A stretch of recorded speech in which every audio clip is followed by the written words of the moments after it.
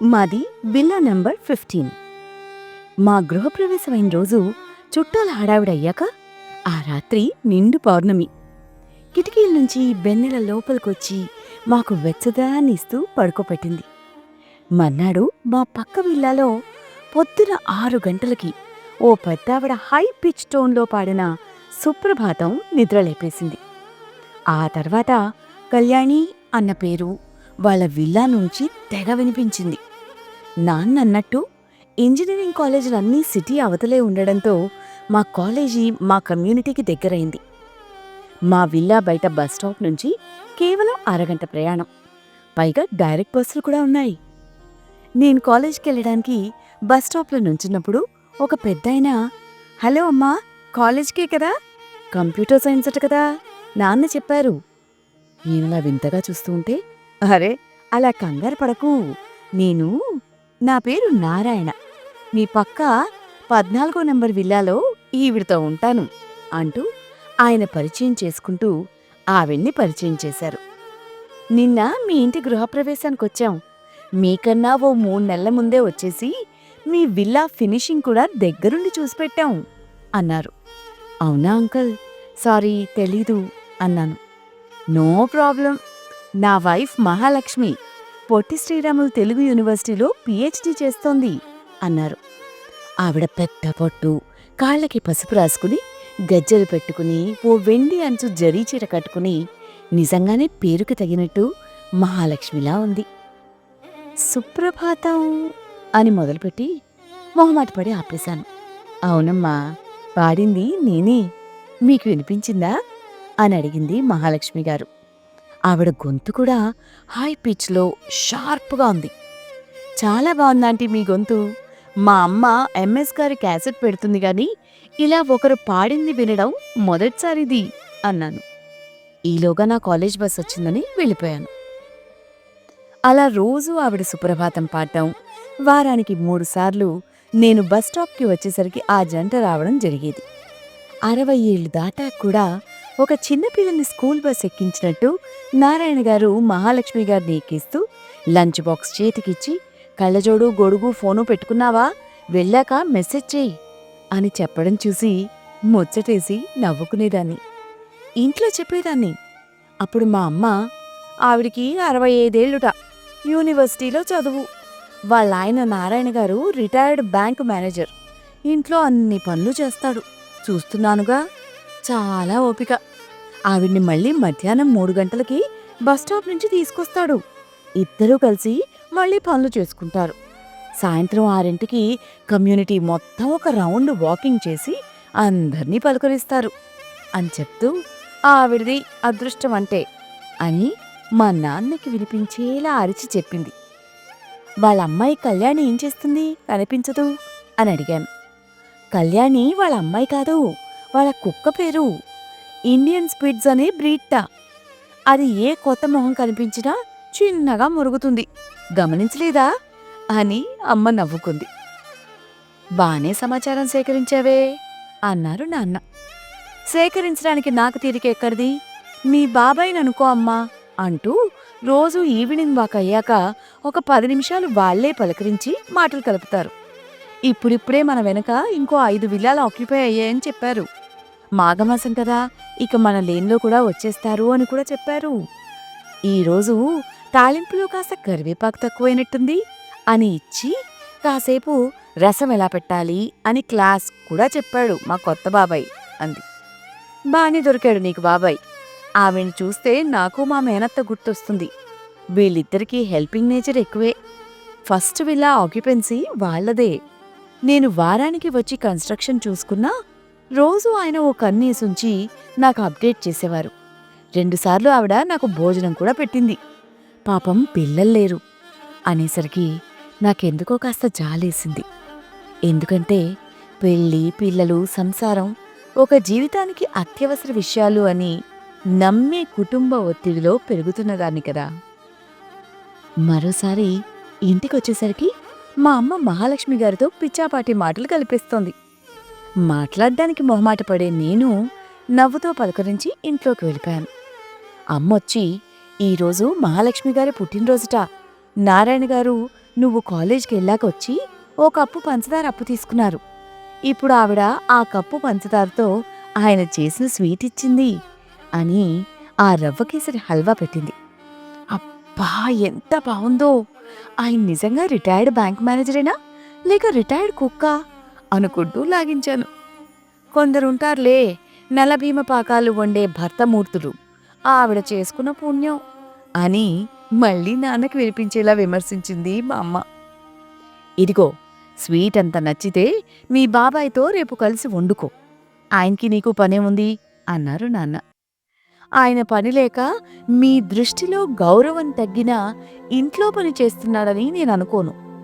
ఆవిడ కోసం ఆ పని చెయ్యాలని నిర్ణయించుకున్నాడు కాబట్టి చేస్తున్నాడనిపిస్తోంది. ఎంతమంది మగవాళ్ళు చేస్తారు అని నాన్నకి మాట్లాడే అవకాశం ఇవ్వకుండా వెళ్ళిపోయిందమ్మ. ఆ మాటలు నన్ను ఆలోచింపచేశాయి. ఫస్ట్ ఆక్యుపెన్సీ అయిన విల్లా 14 ఎందుకు తీసుకున్నారంటావు నాన్న? ఈరోజు ఫిబ్రవరి 14 మహాలక్ష్మి గారి బర్త్డే కూడా, అందుకనే అంటావా అని నాన్నని అడిగాను. ష్, నెమ్మది. మీ అమ్మ విందంటే మళ్ళీ ఆయన్ని ఆదర్శ భర్తగా, నన్ను అతి సాధారణ భర్తగా లోకు కట్టేస్తుంది. అయినా ఈ వ్యాలంటైన్స్ డే లాంటి టాపిక్స్కి నువ్వు దూరంగా ఉండాలి. అసలే ఇప్పుడు కాలేజీలో చదువుతున్నావు. పోకిరి వెధవలు బహుమతులిచ్చేసి మాయ చేస్తారు, జాగ్రత్త అని చెప్తూనే, అవును, అది ఆవిడ కట్టించిన తాజ్మహల్ అని నారాయణ గారు చెప్పారులే అని అమ్మకి వినపడకుండా చెప్పారు నాన్న. నాకు పక్కింటి దంపతుల గురించి ఒక్కో విషయం తెలుస్తుంటే వాళ్లతో మొహమాట పడకుండా మాట్లాడచ్చు అనే నమ్మకం వచ్చింది. ఆ తర్వాత బస్టాప్లో కనిపిస్తే స్వీట్ బావుంది అని నేనే చెప్పి ఇంకాస్త పరిచయం పెంచుకుందాం అనుకున్నాను. కానీ ఆ వారం వాళ్ళు బస్టాప్లో కనిపించలేదు. తర్వాత ఇక ఆగలేక అమ్మనడిగాను. ఏమో తెలీదు, ఇంట్లోనే ఉంటున్నారు, ఏమైందో అనుకుంది. ఓసారి అడిగొద్దామా అని ఆదివారం రోజు అమ్మని తీసుకుని వెళ్ళాను. మహాలక్ష్మి గారు చక్కగా వెలిగిపోయే మొహంతో లోపలికి ఆహ్వానించింది. మీరు కనపట్టలేదేంటి అని మా అమ్మాయి కూడా అడిగేసరికి వచ్చాం అంది అమ్మ. ఓ అదా, మా కళ్యాణి ప్రెగ్నెంటు, 2 నెలలు దాటాయి. ఇక రేపో మాపో, అందుకే దగ్గరుండి చూసుకుంటున్నాం. మాకు ఉన్నది, మమ్మల్ని చూసుకునేది అదే కదా. కూర్చోండి, పాలు పొంగుతాయి చూడమన్నారు అని ఆవిడ వెళ్లేలోపే నారాయణ గారు స్టవ్ ఆఫ్ చేసి మా కోసం జంతికలు తెచ్చి, తిను, టీ తెస్తాను, మేము కనపడకపోతే నువ్వే రావచ్చుగా, అమ్మని వెంట పెట్టుకుని రావాలా అన్నారు. అసలు మా అమ్మాయి అడిగింది అదే ఆశ్చర్యం. ఎవరితోనన్నా మాట్లాడాలి అంటే తెగ మొహమాటం, మా బంధువులైనా సరే అంది అమ్మ. నన్ను పొగిడిందో తిట్టిందో అర్థం కాక ఇంకా నా పరువు పోకుండా, అంకుల్, మీ స్వీట్ బావుంది, ఈసారి పెద్ద గిన్నెలో ఇస్తారా అన్నాను. ఎస్ బాస్, అంత బావుందని నువ్వు చెప్తేనే తెలిసింది, తప్పకుండా అని స్పెషల్ జింజర్ టీ ఇచ్చారు. నా పాట బావుంటుందా, అంకుల్ స్వీట్ బావుంటుందా అని నవ్వుతూ అడిగారు మహాలక్ష్మి గారు. మీ పాట చెవులకి రుచి, అంకుల్ స్వీటే కాదు టీ కూడా నోటికి రుచి అన్నాను. తెలివిగలదానివే, నీకేమీ తోచకపోతే వచ్చేయి, మొహమాట పడకు అని దగ్గరికి పిలిచి కూర్చోబెట్టుకున్నారు. మీరు దానికి కళ్యాణి అని ఎందుకు పేరు పెట్టారో అడగచ్చా ఆంటీ? ఎప్పటినుంచో అడుగుదామనుకుని అని అడిగేశాను. అది అంకుల్కి ఇష్టమైన రాగం. మాకు కూతురు పుడితే మేము పెట్టాలనుకున్న పేరది అని అమ్మవారి లాంటి ఆవిడ కళ్లల్లో నీళ్లు తెచ్చుకునేసరికి నాకు బాధ కలిగింది. నేనున్నానుగా అనాలనిపించి మళ్లీ మొహమాట పడ్డాను. ఈలోగా నారాయణ గారొచ్చేసి, నీకు ప్రహ్లాదుడి కథలో పాత్రల గురించి తెలిసే ఉంటుంది కదా అని అడిగారు.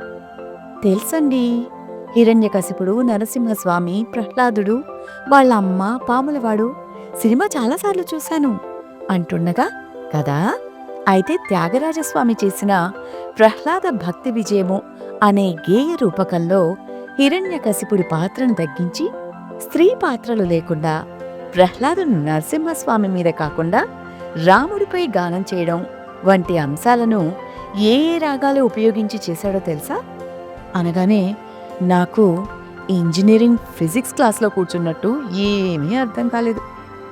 మా అమ్మని చూశాను. అలా చూడకు తల్లి, నీకే కాదు నాకు తెలీదు, కానీ ఆంటీ కాలేజ్కి వెళ్ళి రీసెర్చ్ చేసి తెలుసుకోవాలనుకుంటోంది తెలుసా అని టాపిక్ మార్చారు. ఆంటీ మరి మీకు సంగీతం వచ్చా అని అడిగితే ఈసారి ఆవిడ చెప్పకుండా మొహమాట పడి కాస్త సిగ్గుపడింది. ఎందుకు రాదు, ఏదో అవకాశాలు దొరక్క ఇప్పుడు సంగీతం నచ్చక ఇక్కడుంది గాని లేకపోతే లతా మంగేష్కర్ని ఎప్పుడో మించిపోయేది అని గర్వంగా చెప్పుకున్నారు నారాయణ గారు. ఆ తర్వాత వాళ్ళిద్దరి మీద నాకు గౌరవం పెరిగింది. ఓ 2 రోజులు పోయాక నేను కాలేజ్ నుంచి వస్తుంటే మహాలక్ష్మి గారు పిలిచారు. కళ్యాణికి 4 పప్పీలు పుట్టాయి, నువ్వు చూస్తావని పిలిచాను అన్నారు. అప్పటికే ఇంట్లో నారాయణ గారు ఆ 4ంటికి భలే ముచ్చటేసే దిళ్ళు, దుప్పట్లు తయారు చేశారు. వీటికే పేర్లు పెడతారాంటీ అని అడిగాను. కళ్యాణి జనకరాగం కదా, దాన్నుంచి వచ్చిన జన్యరాగాలు ఎన్నో, మోహన, యమున, సారంగ, చంద్రకాంత అని ఆవిడ చెప్పింది విని మా ఇంటికెళ్ళి నాకెందుకు అంత మంచి పేరు పెట్టలేదు అని మా అమ్మా నాన్నల మీద అలిగాను. నిజానికిప్పుడు డాగ్ పేరెంట్స్ అని గొప్పలు చెప్పుకుంటున్నారు కానీ ఎప్పుడో 20 ఏళ్ల ముందే వాళ్ళు అడ్వాన్స్డ్ రిలేషన్షిప్లో ఉండేవారు. ఆ తర్వాత ఏడాదిది 45లో 30కి పైగా విల్లాలు నిండిపోయాయి. ఫేజ్ 2 కన్స్ట్రక్షన్ మొదలైంది. ఆ కమ్యూనిటీ మొత్తానికి నారాయణ గారు హెల్పింగ్ బాబాయ్ అయిపోయారు. ఏ పండక్కి ఏ ప్రోగ్రాం పెట్టినా మహాలక్ష్మి గారితో పాడించుకుంటూ ఆవిడ్ని సంగీతం పిన్ని గారిని చేసేశాం. తర్వాత ఒకరోజు మా అమ్మా నాన్న ఊరు వెళ్లాల్సి వచ్చి నన్ను వాళ్ళ ఇంట్లో 2 రోజులు ఉండమన్నారు. నాకు మొహమాటం వేసి వద్దనుకున్నా మహాలక్ష్మి గారే వచ్చి, ఏం పర్లేదు, అంకుల్తో రోజూ స్వీట్ వండిస్తాను, నిన్ను సుప్రభాతంతో లేపడమే కాదు నీకు జోలపాటలు కూడా పాడతాను, నువ్వు కాలేజ్ నుంచి వచ్చాక మనం పప్పిలతో ఆడుకోవచ్చు అని తీసుకెళ్లారు. ఆ రాత్రి నేను, ఆంటీ మిమ్మల్ని ఒక విషయం అడగచ్చా, ఏమీ అనుకోకూడదు అని మొహమాటంగా అడిగాను. అడుగు, ఇంకా మొహమాటమా, నా కోపం వచ్చేస్తుంది, అయితే వంటల గురించి కాకుండా ఇంకేదైనా అడుగు, అది నాకు తెలియని టాపిక్ అన్నారు. ఆంటీ నా కాలేజ్ అయిపోయాక అమ్మ పెళ్ళి అంటోంది, పెళ్ళంటే మీలా గొడవలు పడ్డమే అయితే నాకొద్దు అనేశాను. ఆ అలకలోనే ఉన్నాను. అసలు మా అమ్మా నాన్న ఊరెందుకు వెళ్ళారో కూడా నాకు సరిగ్గా చెప్పలేదు. అయితే మీ ఇంట్లో మాత్రం ఎప్పుడూ ఏ గొడవ వినపడదు, మీకు గొడవలు ఉండవా, మీరిలా మేడ్ ఫర్ ఈచ్ అదర్లా ఎలా అయ్యారు, మీది లవ్ మ్యారేజా అని అడిగేశాను. నువ్వేమనుకుంటున్నావు అని అడిగారు ఆవిడ. మా ఇంట్లో మీది లవ్ మ్యారేజ్ అని ఊహించుకుంటాం అన్నాను. అప్పుడు ఆంటీ, కాదమ్మా, అరేంజ్డ్ మ్యారేజ్. అంకుల్ వాళ్ళ అమ్మగారు ఓ గుళ్ళో నేను పాడుతుంటే విని నన్ను ఇష్టపడి వాళ్ళింట్లో గొడవ పడి మా ఇంటి అడ్రస్ తీసుకునే పనిలో పడి మా వాళ్ళ వెంట పడి మొత్తానికి అందర్నీ ఒప్పించి పెళ్లి చేశారు అన్నారు ఆంటీ. ఈలోగా ఎప్పుడూ ఆంటీకి నీడలా ఉండే నారాయణ గారొచ్చి, మా అమ్మ ఎవ్వరితోనూ గొడవ పడలేదులే, ఆవిడ నిర్ణయం ఎప్పుడూ గొప్పగానే ఉంటుందని నమ్మే ఒప్పుకున్నాను అన్నారు కాస్త క్రెడిట్ తీసుకుంటూ. అప్పుడు ఆంటీ, అయితే వంట కూడా రాదా అని ఎందుకు నన్ను వేధించినట్టు, నాకు మహానామోషిగా తర్వాత చిరాగ్గా అనిపించేది. అప్పుడు అంకుల్ అన్నారు, అది వేధించినట్టు కాదు, సరదాగా ఏడిపించడం. నువ్వు బ్యాంకులో జీతానికి పనిచేస్తున్నావా, జనాల్ని ఉద్ధరించడానికి పనిచేస్తున్నావా అని నన్ను అడిగేదానివి కదా. అప్పుడు ఆంటీ అన్నారు, అడక్కెలా ఉంటాను, బ్యాంకులో పనిచేశారనే కదా మీ దగ్గర అందరూ అప్పు చేసి ఎగ్గొట్టేవారు, ధైర్యం చేసి ఆ మాట అడిగాకే కదా నేను సంగీతం కోసం పుట్టాను గాని తినడానికి వండడానికి పుట్టలేదు అని, నాకు వంట రాదని చెప్పుకోగలిగాను. ఆ రాత్రి నన్ను ఆడదానివి వంట రాదా అని, ఆ బ్యాంకు గురించి మాట్లాడొద్దని ఎన్నో అనరాని మాటలు కూడా అన్నారు, గుర్తుందా. ఈలోగా అంకుల్ అన్నారు, అంటాను, మగ అహంకారం మోగపొమ్మంటుందా, ఊరుకుంటే నా అహం ఒప్పుకుంటుందా, అప్పట్లో ఆడదాని మీద అరవడమే మొగతనం అనుకునేవాడిని, ఆ రోజున ఆడదాని పెట్టడం ఏమిటని అనుకున్నాను కానీ అప్పుడే ఎందుకన్నావో విని జాగ్రత్తగా ఉంటే ఆర్థికంగా నష్టపోయేవాళ్లం కాదని తర్వాతేగా తెలిసింది. నువ్వు మాత్రం పెళ్ళైన కొత్తల్లో పంతంతో 3 రోజులు మాట్లాడేదానివి కూడా కాదు. అప్పుడు ఆంటీ, నిజమే, ప్రేమతో మాట్లాడే ఆడతనం నాకు తక్కువే, ఓసారి మీ అమ్మగారినే నిలదీశాను, కానీ అవేవీ మనసులో పెట్టుకోకుండా మా తమ్ముడికి యాక్సిడెంట్ అయితే దగ్గరుండి హాస్పిటల్ ఖర్చులు భరించి వాడిని చదివించారు. అప్పటిదాకా నా ఆవేశం ఆలోచనగా మారలేదు. అప్పుడు అంకుల్ నేనెంతో నమ్మి ఇంట్లో వాళ్ళకి నీకు చెప్పకుండా స్నేహితుడికి సెక్యూరిటీ సంతకం చేసి మోసపోయినప్పుడు అమ్మా నాన్న కూడా అవమానించారు. నువ్వొక్క మాట అనలేదు సరికదా. మ్యూజిక్ కాలేజ్లో నా కోసం ఉద్యోగం చేసి ఇంటి ఖర్చులు చూసుకున్నాం. ఒక థ్యాంక్స్ కానీ సారీ కానీ ఏనాడు నేను చెప్పలేదు. ఆంటీ అప్పటికే పెళ్ళై 10 ఏళ్లయిందని పెళ్లి చేసిన అత్తగారే పెళ్ళైతే సరికాదు, పిల్లలు లేకపోతే ఆడదాని జీవితం సంపూర్ణం కాదు అంటుంటే సాటి ఆడదానివి కోరి తెచ్చుకున్నదాన్ని ఎందుకలా వేధిస్తావు? ఇప్పటికే ఈ ఇంటి బాధ్యత నాకంటే ఎక్కువగా తీసుకుంది అని నా కోసం ఎదిరించినప్పుడే మీకోసం జీవితాంతం ఏమైనా చేసేయచ్చనిపించింది. అప్పుడు అంకుల్ ఆ తర్వాత మా అమ్మ 6 నెలలు మంచంలో పడితే ఆవిడ పోయే వరకు ఆవిడ్ని చంటి పాపలా చూసుకున్నాం. పెద్ద వేదికల మీద పాడే అవకాశం వచ్చినా కాదనుకున్నాం. అప్పటిదాకా 10 మంది మెచ్చుకునే నీ పాటని ఏ రోజూ నేను లెక్క చేయలేదు. మన స్తోమత మెరుగుపడిందని అనాథల చదువుకి నా పేరుతో డబ్బు కడుతూ వస్తున్నాం. నీలో నిజమైన అమ్మతనం అర్థమయ్యాక నా వల్ల వెనుకబడిన జీవితాన్ని మార్చలేకపోయినా నిన్ను కష్టపెట్టకుండా నీకు రాని పనులు మనకోసం చేయాలనిపించింది. అప్పుడు ఆంటీ అప్పుడు మెచ్చుకోకపోయినా ఇప్పుడు దగ్గరుండి యూనివర్సిటీకి పంపుతున్నారుగా. అమ్మాయి ఇక్కడుందని మనం గమనించి ఇక ఎమోషనల్ మాటలు తగ్గించాలి. లేదాంటీ నేనెక్కడా ఎప్పుడూ వినని మాటలివి. ఇకపై వింటానని కూడా అనుకోను.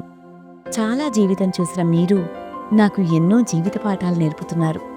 మిమ్మల్ని ఎప్పుడు కలిసినా హాయిగా ఉంటుంది. అప్పుడు అంకుల్ ఇంతకీ నీ ప్రశ్నకి మేము చెప్పొచ్చేదేమిటంటే ఆలు మగల మధ్య గొడవలు మధ్యలో వచ్చిపోయే పిల్లల్లానే ఉంటాయి. మాకుండేవి కొన్ని విషయాలు పెళ్ళైన కొత్తల్లో తెలీదు. తెలిసేసరికి ఏమీ మిగలదు. మాకు అంతే. మేము ఎన్నో తెలియక చేసిన తప్పుల వల్ల చాలా జీవితాన్ని వృధా చేసుకున్నాం. అప్పట్లో లేని వాటి కోసం ఆలోచన, తర్వాత ఉన్నవాటిని గుర్తించలేని పరుగు. ఇక మేము ఒకరికి ఒకరం మేలాక ఎప్పుడూ నాతో గొడవపడే ఆంటీకి ఆరోగ్యం పాడయ్యే వరకు నేను జీవితంలో ఏం చేస్తున్నానో అర్థం కాలేదు. సరేలే, అందుకే కదా నన్ను ప్రశాంతంగా ఉంచేందుకు ఈ అమ్మాయి పక్క విల్లాకి తెచ్చి నా కోసం లక్ష్మీ నివాసం ఏర్పాటు చేశారు. చూడమ్మా, నాకు వంట రాదని అన్న అంకుల్ ఇప్పుడు వండి పెడుతున్నారు. ఇక నేను ఆయన మీద అరిచేందుకేముంది? గతంలోకి వెళ్ళి గతించిపోయిన కాలంలో తప్పులు వెతుక్కుంటూ సమయం వృధా చేసుకోలేం. ఇప్పుడు మాకు కావలసింది ఒకరికోసం ఒకరం ఉన్నామని, ఉన్నంతకాలం నవ్వుతూ నవ్విస్తూ ఉండడం, నీలాగా అడిగిన వారికి కాస్త మంచి మాటలు చెప్పడం. నాకోసం ఏవో స్వీట్లు చేస్తారు. ఆయన తాపత్రయం ఆ స్వీట్ల కన్నా తీయగా ఉంటుంది. నేను కాలేజ్లో ఉన్నప్పుడు తిన్నావా అని మెసేజ్ చేస్తారు. అది నాకు ఐ లవ్ యూ కన్నా కమ్మగా వినిపిస్తుంది. ఆయన ఏది చేసినా తింటూ ఆయనతో ఇలాంటి రోజులు చాలు అనిపిస్తుంది నా జీవితానికి. ఈలోగా అంకుల్ నాకు అంతే. ఆవిడ సుప్రభాతంతో మొదలయ్యే రోజులకి ఆ దేవుడికి దండం పెట్టుకుంటున్నాను. పెళ్ళైన కొత్తలో నేను డబ్బు లెక్క లేకుండా అపాత్ర దానం చేస్తే ఇప్పుడు ఆవిడ లేని వారికి దానం చేస్తుంది. అసలు నీకో విషయం చెప్పనా? అంకుల్ నన్ను దగ్గరుండి బస్సు ఎక్కించి మళ్ళీ నా కోసం ఎదురుచూస్తూ ఉంటే మీరందరూ ఏమనుకుంటారో కానీ నాకు కాస్త సిగ్గేసినా వయసుతో సంబంధం లేని ప్రేమ కథను కొత్తగా అతనితో కన్నెపిల్లగా రాసుకుంటున్నట్టుగా ఉంటుంది. ఈలోగా అంకుల్ నవ్వుతూ, మరి ఇంకేంటి ఆలస్యం ప్రేయసి, రేపు బస్సులో కూర్చుని నాకోసం ఒక ప్రేమలేఖ రాసి పట్టుకురావచ్చు కదా. వద్దులే, మధ్యలో రాగాలు వాటి ఆరోహణ అవరోహణ చేరిస్తే నాకు అర్థం కావు. నా వంటలు తింటూ నీ కళ్ళల్లో పలికే మాటలక్కర్లేని ప్రేమవాక్యాలు చాలులే. సరే పడుకోండి, ఇద్దరూ రేపు కాలేజ్కి వెళ్ళాలి. గుడ్ నైట్ అని నవ్వేస్తూ వెళ్ళిపోయారు అంకుల్. నాకు పెళ్ళంటే భయం తగ్గిందా ఆంటీ? మా ఇంట్లో అమ్మా నాన్న విమర్శించుకుంటారా?